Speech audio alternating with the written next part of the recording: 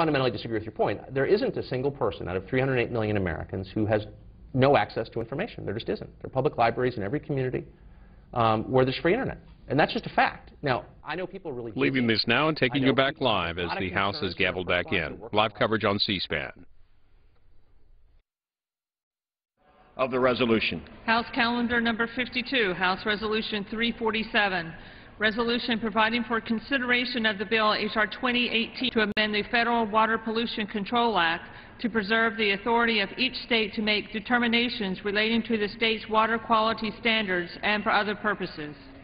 The question is on adoption of the resolution. Members will record their votes by electronic device. This is a 15-minute vote.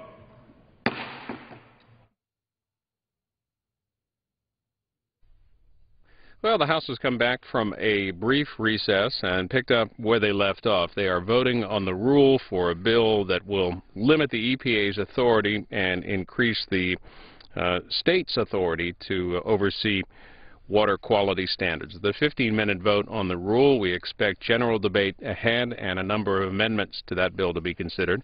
Also, the House has not finished work yet on the energy and water spending bill for fiscal year 2012, so work on that could be coming up later on today. Over in the Senate, they have moved on to the Military Construction Veterans Affairs bill. They got cloture on that, agreeing to move forward to debate on that bill after an earlier vote, procedural vote, cloture vote on a sense of the Senate measure had fallen short. That measure would call for any budget deficit agreement to require those earning over $1 million per year to make a, quote, more meaningful contribution to deficit reduction. So that fell by a vote of 59 to 41. They needed 60 to move forward on that. On the debt and deficit negotiations, another meeting is scheduled for this afternoon at the White House, tentatively for 4 o'clock Eastern. We will have cameras at the White House later today.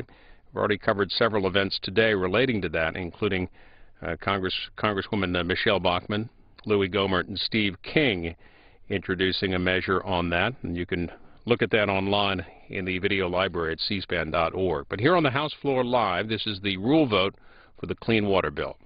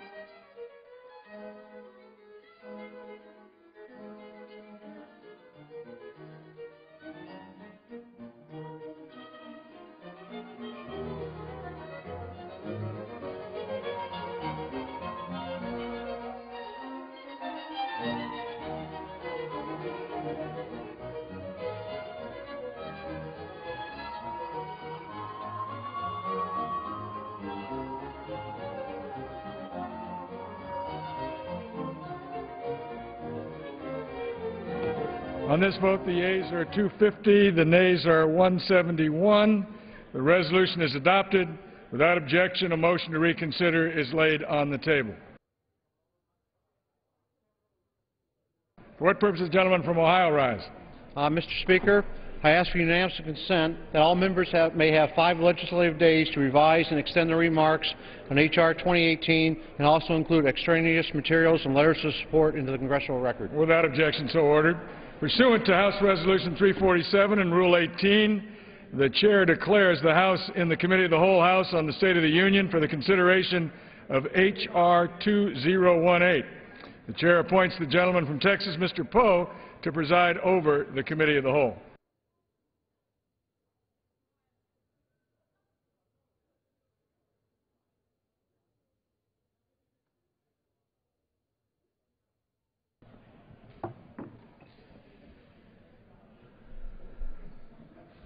The House is in the Committee of the Whole House on the State of the Union for consideration of H.R. 2018, which the clerk will report by title.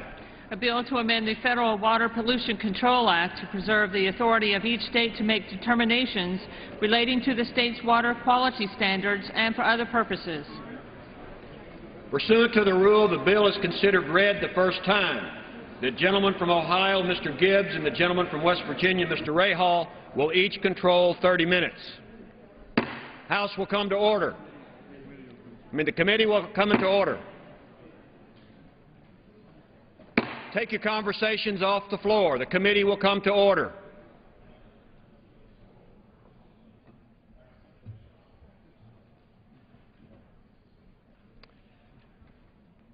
The Chair recognizes the gentleman from Ohio. As much time as I consume.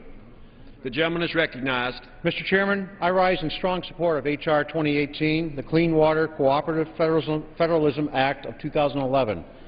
Almost 4 decades ago, when it enacted the Clean Water Act, Congress established a system of cooperative federalism by making the Federal Environmental Protection Agency, the EPA, and the state partners in regulating the nation's water quality and allocated the primary responsibilities for dealing with day-to-day water pollution control matters to the states.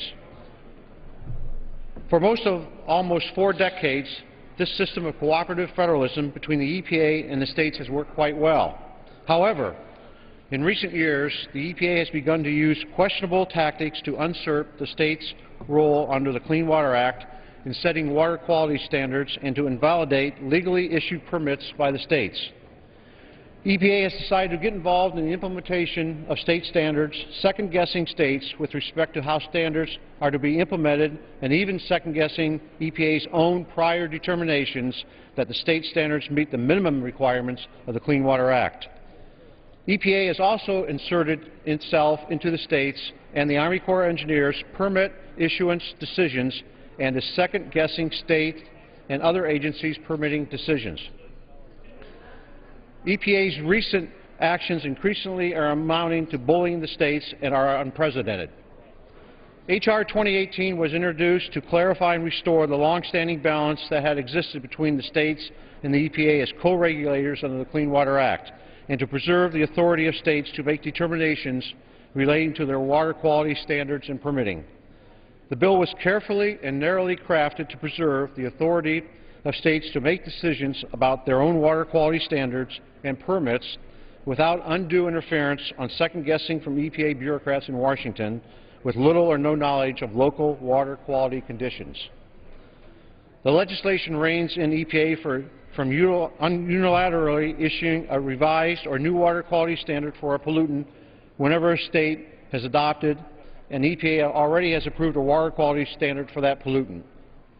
H.R. 2018 restricts EPA from withdrawing its previous approval of a state's MPDS water quality permitting program or from limiting federal financial assistance for a state water quality permitting program on the basis that the EPA disagrees with the state. Further, the bill restricts EPA from objecting to MPDS permits issued by a state. Moreover, the bill clarifies that EPA can veto an Army Corps of Engineers Clean Water Act Section 404 permitting decision when the state concurs with the veto.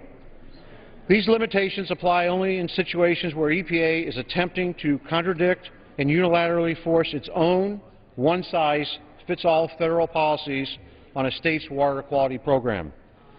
By limiting such an overreaching by the EPA, H.R. 2018 in no way affects EPA's proper role in reviewing state permits and standards and coordination pollution control efforts between the states. EPA just has to get back to a more collaborative role it has long played as the overseer of the state's implementation of the Clean Water Act. Detractors of this legislation claim that the bill only intends to disrupt the complementary roles of EPA and the states under the Clean Water Act and eliminate EPA's ability to protect water quality and public health in downstream states from actions in upstream states. In reality, these detractors want to centralize power in the federal government so it can dominate water quality regulation in the states. Implicit in their message is that they do not trust the states in protecting the quality of their waters and the health of their citizens. This bill returns the balance, certainty, and cooperation between the states and the federal government in regards to the environment that our economy, job creators, and permit holders have been begging for. Well over 100 organizations representing a wide variety of public and private entities support this legislation. Just to name a few, these organizations include the National Association of State Departments of Agriculture, the American Farm Bureau Federation, the National Mining Association, the National Water Resources Association, the U.S. Chamber of Commerce, the National Association of Manufacturers, the National Association of Home Builders, and the Associated General Contractors of America. I urge passage of H.R. 2018, and I reserve the balance of my time. The gentleman from Ohio reserves. The gentleman from West Virginia, Mr. Ray Hall, is recognized. Mr. Chairman, I yield myself such time as I may consume. Without objection, the gentleman is recognized. Mr. Chairman, I rise in support of H.R. 2018. For far too many years now, my state and others throughout the Appalachian region that produce coal to power our nation have been struggling under the weight of an uncertain federal permitting process. That uncertainty has left coal miners and mining communities living in an untenable limbo. The result has been the creation of an atmosphere of worry, of distrust, and of bitterness.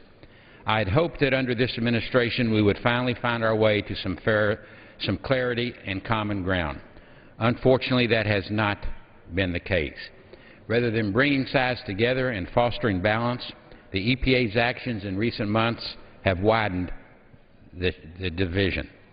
They have spurred the tension, a divided opinion over surface coal mining to fracture what should be a cooperative relationship among the federal and state agencies with permitting responsibility.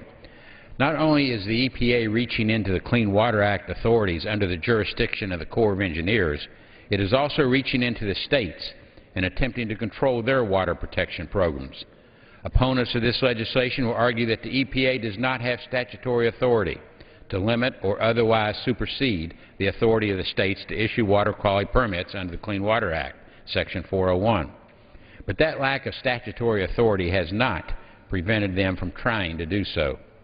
In its very first official step to change the rules of surface mine permitting on June 11, 2009, the EPA entered into a memorandum of understanding with the Army Corps of Engineers and the Interior Department.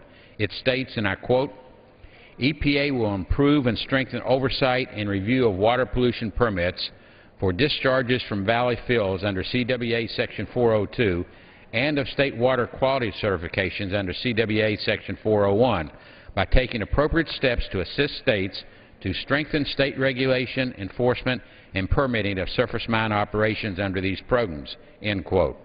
The agency may claim that it is only following the law and, quote, assisting, end quote, the states, but the reality is that agency is strong-arming the states, just as it is muscling in on the jurisdiction of other federal agencies. By creating wholly new criteria and new timeliness for Clean Water Act permits and stubbornly insisting from on high that the states adhere to them, the EPA is imposing its own will and its own interpretations of water quality standards on the states. It has drawn a line in the sand, and it is daring the states to cross over it. To my mind, the most logical solution would be for all sides to come together, the federal agencies ought to work together in a cooperative partnership with the states. That was the vision of the CWA, and that's the goal of H.R. 2018, the Clean Water Cooperative Federalism Act of 2011. Mr. Chairman, I think we would all prefer not to have to craft this kind of legislation. Certainly it would be preferable that agencies work with each other, with the states, and with the confines of their statutory authority. It would be better if they followed the rules and did not try to change the law through guidance and MOUs. But when they do so, when they abuse their powers, Congress has a constitutional responsibility to serve as a check on them. This is clearly such a time. Mr. Chairman, I reserve the balance of my time. The gentleman from West Virginia reserves. The gentleman from Ohio is recognized. I wish to yield the balance of my time to as much time as he needs to consume. The gentleman from Florida, Mr. Micah. The gentleman from Florida is recognized for as much time as he wishes to consume. Well, thank you, Mr. Gibbs, Mr. Speaker, and also the ranking member of our full committee, Mr. Rahal. I want to thank again Mr. Gibbs and Mr. Rahal for their leadership on this issue. I'm pleased to be a sponsor of this legislation. I urge my colleagues to support H.R. 2018, and we've called this the Clean Water Cooperative Federalism Act of 2011. It is indeed a bipartisan effort, has broad support from both Republicans and Democrats.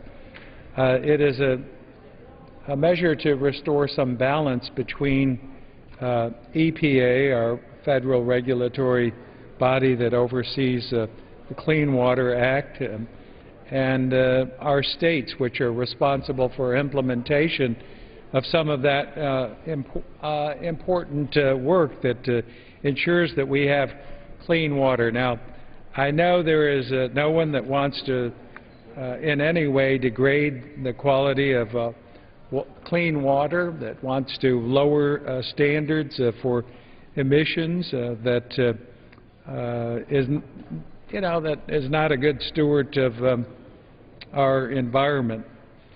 But there is no question that the action that we've seen from EPA has unleashed an unprecedented backlash. Everyone has called this a huge power grab by EPA, and EPA has indeed created a regulatory nightmare that affects almost every state in the Union. Our goal here, again, is to ensure that federal government sets standards and that we do have proper role for implementing the Clean Water Act. And once states have taken action, had their plans approved, that there can be some sense of reliability and stability in the decision that EPA has concurred with. And what we've seen now is EPA changing the rules after states have had a commitment and outline of the protocols that they must follow, raising complete havoc. In fact, the agency's actions could jeopardize more than $220 billion worth of annual economic activity, which is subject to the Clean Water Act Section 402 and 404 permits. So again, this is almost an unprecedented regulatory grab, creating a potential nightmare, leaving projects on hold.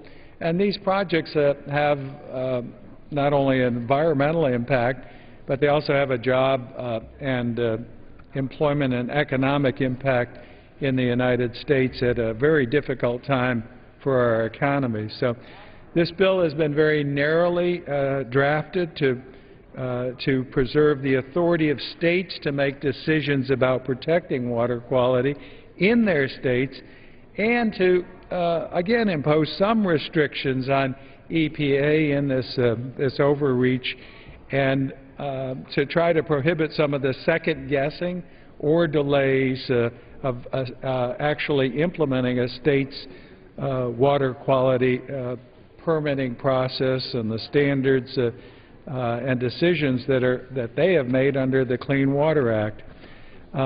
And this is also all done after, again, EPA has already approved a state's program. So we have great concerns about what's taking place. The impact isn't just Florida, and I have a couple of articles here I'll refer to, and the reaction in the Sunshine News, which is published throughout Florida. Our former U.S. representative who served in this House, who's now the Agriculture Commissioner in Florida, he released a statement saying that EPA essentially ignores concerns about the effect of implementation that it would have on Florida's economy, and he supports a bipartisan effort to, again, back up the new rules with sound science. So whether it's Florida or here's a Fox News report relating to Appalachia. It says Appalachian coal miners say EPA rules are killing their jobs. Another article in the Florida Times-Union, the scientists, EPA race to protect Florida waters could leave science behind. So we join a chorus of numerous organizations. Mr. Gibbs talked about them. We have, again, a huge number of organizations, the U.S. Chamber of Commerce, American Farm Bureau, the National Mining Association, Associated Equipment Distributors, the Associated General Contractors of America, National Association of Manufacturers, groups from labor and others who also believe that this is an EPA overreach and will have a negative effect both and what we're hoping to achieve, again, with having the states properly implement clean water regulations, but also a very negative impact on employment at a very precarious time in the economy of this nation. So I'd urge support of our bipartisan effort, and I ask my colleagues to support this bill, and I will yield back the balance of my time to Mr. Gibbs. The gentleman from Florida yields back. The gentleman from Ohio reserves. The gentleman from West Virginia is recognized. Mr. Chairman, I now yield to the distinguished member from New York, the ranking subcommittee member on our Water Resources Committee, Mr. Bishop. The gentleman from New York is recognized for 2 minutes. 3 minutes. 3 minutes. Yep. Thank you, Mr. Chairman. I thank the ranking member for yielding me time. I rise in strong opposition to H.R. 2018, the Clean Water Cooperative Federalism Act of 2011. Despite some of the arguments I've heard in favor of this legislation, H.R. 2018 has not been narrowly crafted to address issues related to nutrient criteria and surface coal mining. I echo the administration's opposition to this bill when I say that H.R. 2018 would significantly undermine the Clean Water Act and could adversely affect public health, the economy, and the environment. While proponents of this legislation argue that the changes to the clean water permitting structure are targeted to address the development of nutrient criteria, such as in the state of Florida, the fact is that this legislation is drafted to include any pollutant, means that its reach extends to any discharge from any point source in any water body in the United States. Under this legislation, EPA would also be prohibited from recommending stricter discharge standards for toxic pollutants such as lead or mercury, even if the protection of human health is at stake, unless the state consents to such changes. In my view, this policy does not move our nation forward, but rather reverses our direction and moves our nation back 40 years to before the enactment of the Clean Water Act. Some of my friends would like to avoid a one-size-fits-all approach to regulating clean water. I would too. Luckily for us, the basic structure of the Clean Water Act already provides states enormous flexibility in setting water quality standards. Current law allows states to assume authority over day-to-day implementation of state permitting programs and allows states to implement more stringent controls on pollution within their borders. The Clean Water Act merely sets the baseline minimum standard for water quality.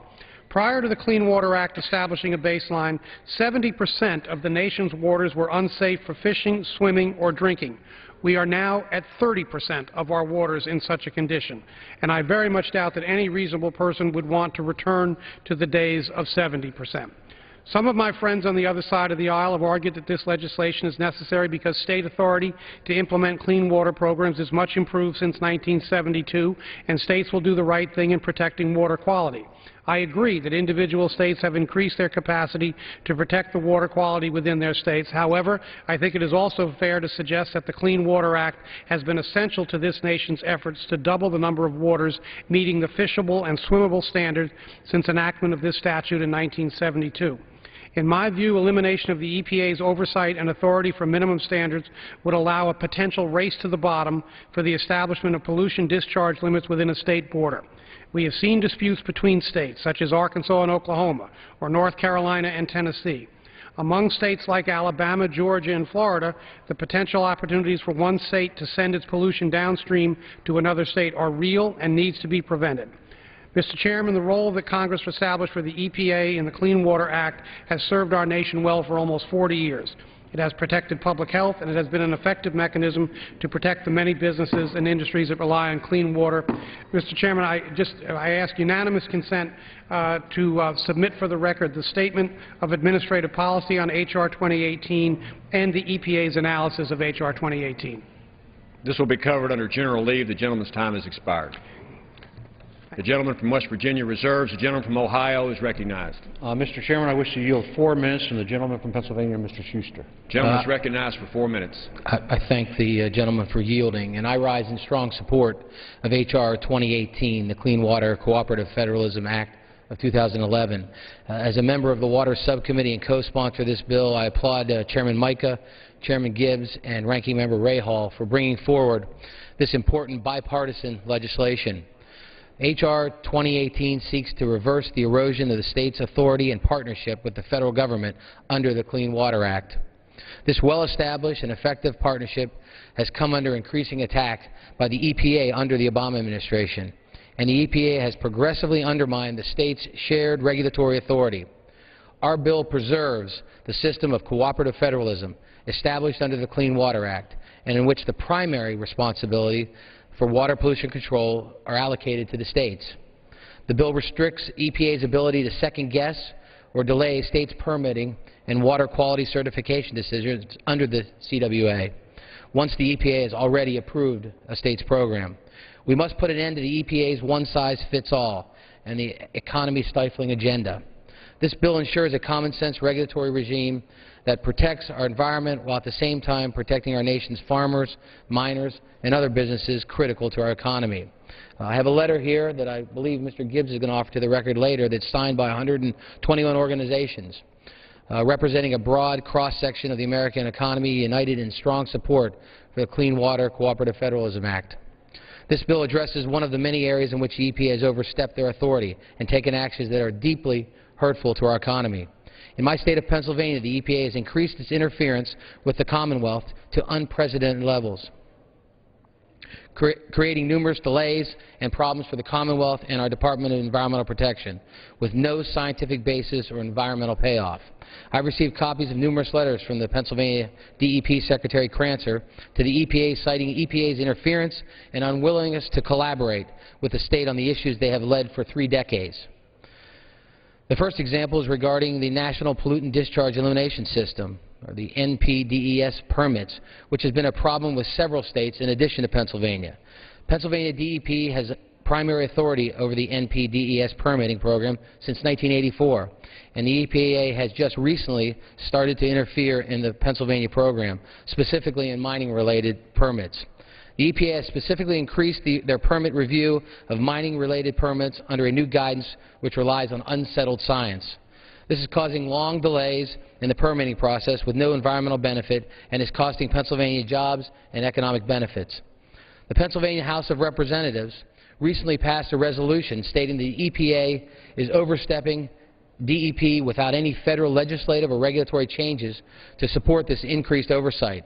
This resolution reasserts Pennsylvania's primary role over the NPDES permitting in the state. And I'd like to submit that resolution for the record. This will be covered under general leave. The EPA has refused to work with the Pennsylvania Department of Environmental Protection on Chesapeake Bay issues to address several problems with the EPA's model that do not accurately reflect Pennsylvania's unique issues. A letter from Secretary Cancel to Lisa Jackson states, Pennsylvania DEP and our municipality stakeholders have been frustrated with the EPA's continued failure to acknowledge the challenges of Pennsylvania's unique municipal structure. Pennsylvania does not agree that the TMDL development effort has been collaborative. Again, the EPA sent another letter sent to the EPA to the DEP citing concerns with the state's handling of wastewater for the Marcellus drilling, excessively overstepping the DEP, criticizing their approach and demanding Pennsylvania's sampling and monitoring programs. It seems the EPA is listening more to the New York Times than the state regulatory agencies that are actually regulating and monitoring the issues on the ground. The EPA, along with other federal agencies, continue to grab for more authority, overriding long-standing state policies. Could I ask for additional 15 seconds? The gentleman is recognized for 30 seconds. Thank you. Overriding long-standing state policies and rules in regulatory oil and gas exploration and environmental protection, in particular states such as Pennsylvania with long-standing and respected programs. The EPA needs to back off.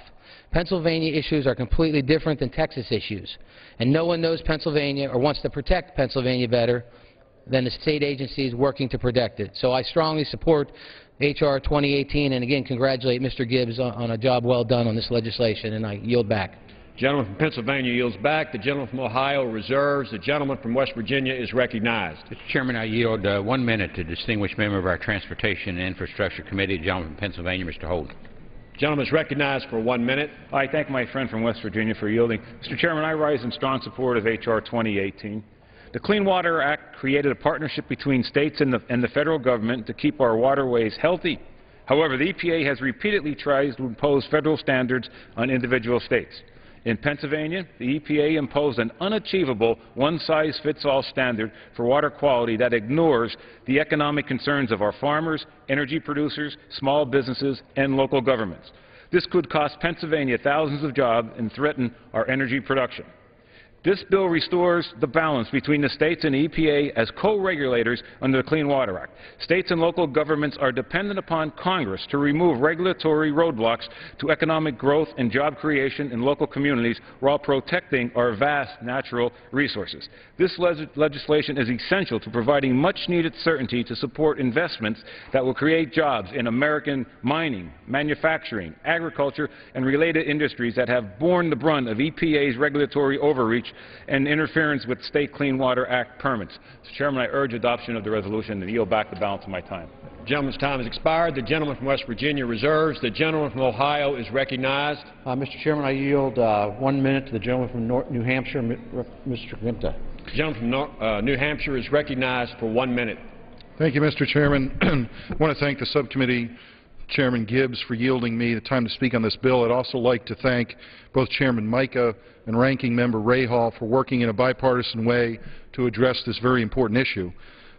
Mr. Chairman, the first bill that I authored when I came to Congress was the Great Bay Community Protection Act. It's just a smaller version and a more focused version of a bill in the House that this bill is addressing today, the Clean Water Cooperative Federalism Act of 2011. I'm proud to be a co-sponsor of H.R. 2018. I think this bill amends the CWA to preserve the authority of each state to make determinations relating to the state's water quality standards and to restrict EPA's ability to second-guess or delay a state's permitting and water quality certification decisions under the CWA in several important respects. This legislation will help 7 communities in my state of New Hampshire save $250 million in ensuring that we focus on clean water standards, but allowing the state to do so in a timely manner. I strongly urge the passage of this legislation, and I yield back the balance of my time. The gentleman from New Hampshire yields back. The gentleman from Ohio reserves. The gentleman from West Virginia is recognized. Mr. Chairman, I'm honored to yield a minute to another distinguished member of our T&I committee, the gentleman from Pennsylvania, Mr. Altmaier, 1 minute. The gentleman from Pennsylvania is recognized for 1 minute. Mr. Chairman, I rise in support of this bipartisan bill, which was crafted and introduced with job protection and regulatory clarity as its top priorities. The Clean Water Act originally created a working relationship between the federal government and the states, but recently that relationship has been undermined by unnecessary intervention by the EPA. When the government imposes impossible standards on job creators, the entire economy suffers. Businesses go through rigorous processes to receive permits from state governments to proceed with work that creates jobs and provides revenue to local governments, only to be undercut at the last minute by EPA regulations that do not take into account local context or economic impact. My colleagues should vote yes on this bill to prevent this further EPA overreach, and I yield back the balance of my time. The gentleman from Pennsylvania yields back. The gentleman from West Virginia reserves. The gentleman from Ohio is recognized. I yield 2 minutes from the gentleman from North Carolina, Mr. Coble. The gentleman from North Carolina is recognized for 2 minutes. Mr. Chairman, I thank the gentleman from Ohio for yielding. I come to the floor today to express strong support for H.R. 2018.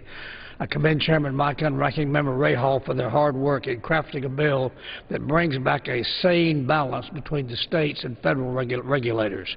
By the EPA's own admission, Mr. Chairman, current regulations will cost the United States $109 billion by the end of year 2020. In areas of the 6th District of North Carolina, EPA currently has the ability to second-guess or delay the state's Clean Water Act permits, even though it has already approved the state's program. It is furthermore important to note that the American Farm Bureau Federation, as the gentleman from Ohio previously mentioned, strongly supports this legislation, and I believe we need to keep the EPA off the family farm. Current EPA regs will have a disastrous effect on farmers, quarry owners, and will add tremendous costs and delays to commercial, residential, and infrastructure projects. Mr. Chairman, I urge the passage of 2018, and again thank the gentleman from Ohio for yielding, and I yield back my time. The gentleman from North Carolina yields. The gentleman from Ohio reserves. The gentleman from West Virginia is recognized. Mr. Chairman, I'm happy to yield 4 minutes to a former member of our Transportation and Infrastructure Committee, now a member of the Ways and Means Committee, the gentleman from Oregon, Mr. Blumenauer.